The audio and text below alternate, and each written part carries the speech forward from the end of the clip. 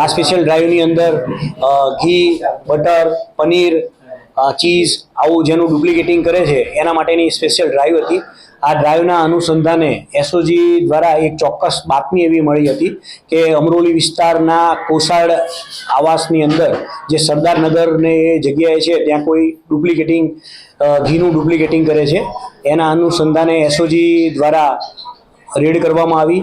ઘીની factory છે એના માલિકોના નામ છે જયેશ કુમાર રમેશચંદ્ર મહેસુરિયા, એક અંકિત ટેકચંદ પંચીવાલા, સુમિત જયેશભાઈ મહેસુરિયા અને દિનેશભાઈ તેજાજી ગેહલોત.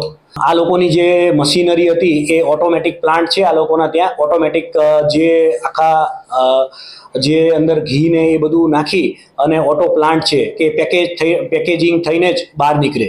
આ જે ઘી છે એ લોકોને અમે પૂછી જોયું તો એ લોકોને જ ખબર નથી કે આ શું છે.